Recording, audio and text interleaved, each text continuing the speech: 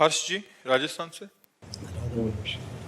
श्री हरिवंश महाराज जी, महाराज जी आप कह रहे हैं कि श्री बंसीवाली जी, आप स्वयं या बहुत सारे अन्य महापुरुषों ने कष्ट में भागवती के एवं निरंतर लक्ष्य पर केंद्रित रखते हुए ऐसी कठोर तपस्या या अविरल दिनचर्या किया, तो हम जैसे कैसे? ये जो है बाहरी बातें हैं।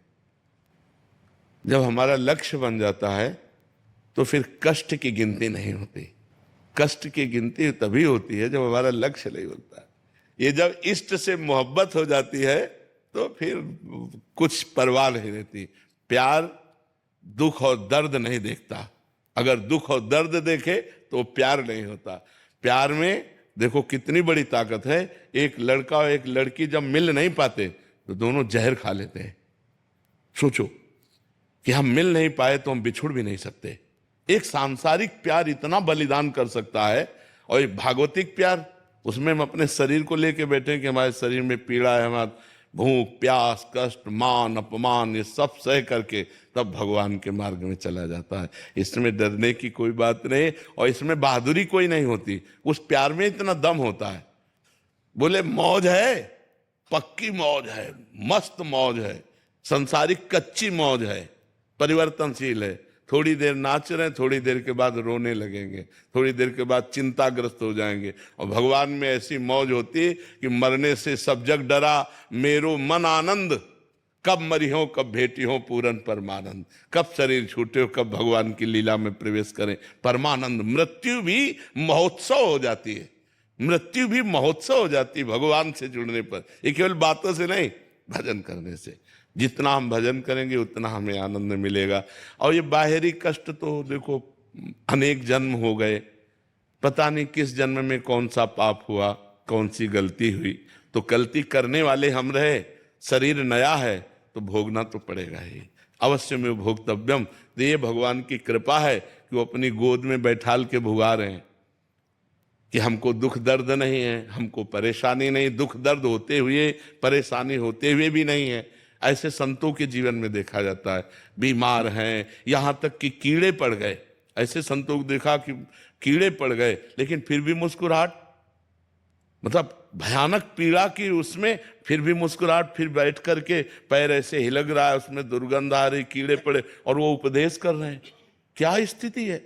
एक चींटी काटे तो हमारी पूरी चित्त वृत्ति उधर घसीट जाएगी, और पैर में पूरे कीड़े पड़े हुए हैं, सड़ रहा है, और फिर भी वो मस्त से उपदेश कर रहे हैं। मौज मस्ती ऐसी दिखाई दे रही मानो इनको कोई कष्ट ही नहीं। ये है भगवदानंद, ये है स्थिति। जब भगवान की स्थिति प्राप्त हो जाती है तो मौज ही मौज है। दसों दिशाएं आनंदमयी होती हैं। तो ये न सोचो, क्योंकि संतों का आखिरी जन्म होता है तो अनेक जन्मों के फिर हिसाब किताब उनके निपटाए जाते हैं। इसीलिए उन्हें बहुत कष्ट देखा जाता है, पर अंदर से बिल्कुल कष्ट नहीं होता। जब शुरुआत हुई कि अमुक संत को ऐसा, अमुक संत को ऐसा, तो हमें लगा कि मतलब इतना कष्ट कैसे सहा जा सकता है। लेकिन जब क्रम बाय क्रम तो फिर वो सब सहज हो गया, सब सरल हो गया। अब जब तक जीना है तब तक कष्ट के ऊपर जीना है, कष्ट में ही जीना है। लेकिन ये सब होते हुए कुछ नहीं है। भगवान के चरणों का आश्रय, इसलिए एक आनंद है। तो ऐसे हमें क्या, हम तो तुच्छ हैं। एक से एक बड़े महापुरुष संत हुए जो लाडली लाल के प्रेम में भयानक पीड़ाओं को हंस के काट लिया। वही के लिए अध्यात्म है, विवेक है, ज्ञान है, भजन है। अगर ये नहीं होगा तो फिर मर जाओगे, जीते जी मर जाओगे, डिप्रेशन में पहुंच जाओगे, करने की सोचोगे, नाना प्रकार की चिंता उद्वेग भय, इसमें फंस जाओगे। ऐसे आनंदित रहोगे, हर परिस्थिति में आनंदित रहोगे। धरण की जय, बोल श्री राधे। पूछड़ी के लोटा की प्यारे, श्री कृष्ण कन्हैया लाल की जय, श्री गोवर्धन नाथ की जय, श्याम सुंदर श्री अपने महारानी की जय।